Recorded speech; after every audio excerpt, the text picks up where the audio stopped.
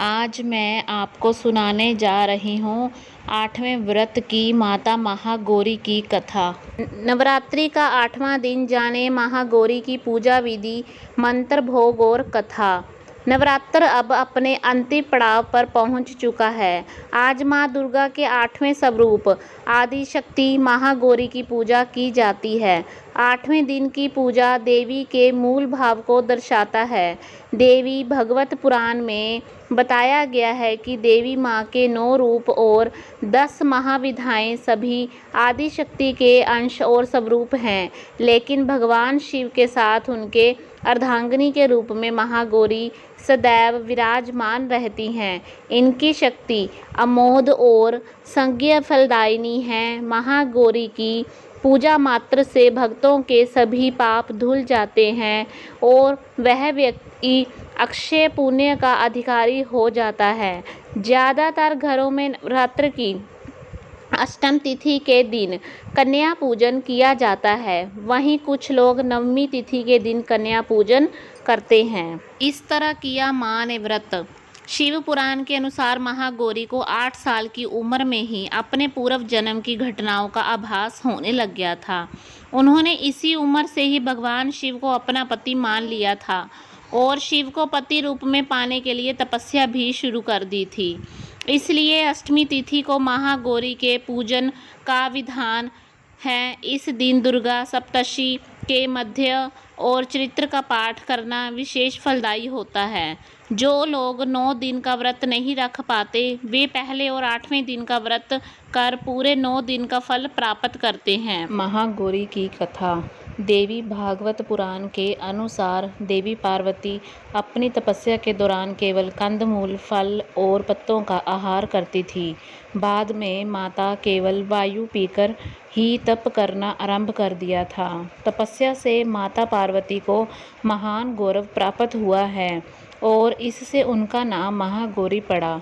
माता की तपस्या से प्रसन्न होकर भगवान शिव ने उनको गंगा में स्नान करने के लिए कहा।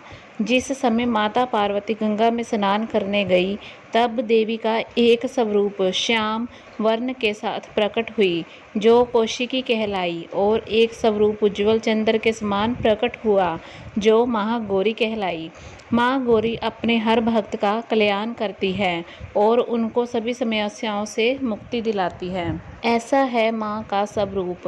देवी भागवत पुराण के अनुसार महागौरी का वर्ण रूप से गौर अर्थात सफ़ेद है और इनके वस्त्र व आभूषण भी सफ़ेद रंग के ही हैं। माँ का वाहन वृषभ अर्थात बैल है, जो भगवान शिव का भी वाहन है। माँ का दाहिना हाथ अभय मुद्रा में है और नीचे वाले हाथ में दुर्गा शक्ति का प्रतीक त्रिशूल है। महागौरी के ऊपर वाले हाथ में शिव का प्रतीक डमरू है। डमरू धारण करने के कारण माँ को शिवा के नाम से भी जाना जाता है। माँ का नीचे वाला हाथ अपने भक्तों को अभय देता हुआ वर मुद्रा में है और माँ शांत मुद्रा में दर्शीकृत हैं। देवी के इस रूप की प्रार्थना करते हुए देव और ऋषिगण कहते हैं, सर्व मंगल मंगल्य शिवे सर्वार्थ साधिके शरण्ये त्र्यंबके गौरी नारायणी नमोस्तुते। धन वैभव की अधिष्ठात्री देवी है महागौरी। माँ महागौरी अपने भक्तों के लिए अन्नपूर्णा स्वरूप है। यह धन, वैभव और सुख शांति की अधिष्ठात्री देवी हैं। सांसारिक रूप में इनका स्वरूप बहुत ही उज्ज्वल, कोमल, श्वेतवर्ण और श्वेत वस्त्रधारी है।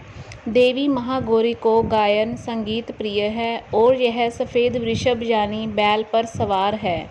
इन दिन कन्या पूजन का भी विधान है।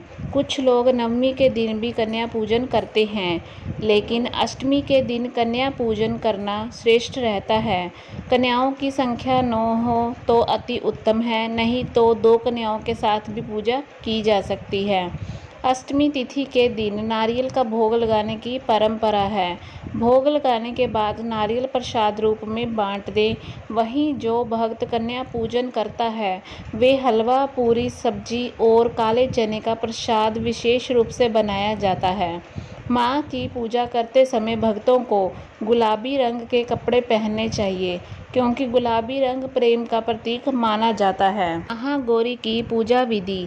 अष्टमी तिथि पर महागौरी की पूजा का विधान भी बाकी दिनों की तरह ही होता है।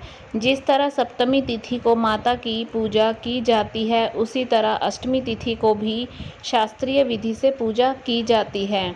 इस दिन माता के कल्याणकारी मंत्र ओम देवी महागौरये नमः का जाप करना चाहिए और मां को लाल चुनरी चढ़ानी चाहिए।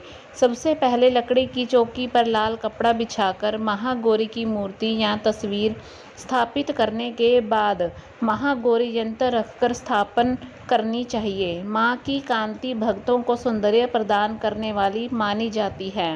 हाथ में सफ़ेद फूल लेकर मां का ध्यान करें और फूल अर्पित करें और विधिवत पूजन करें। महागौरी को रात की रानी के फूल बहुत पसंद हैं। जय माता दी।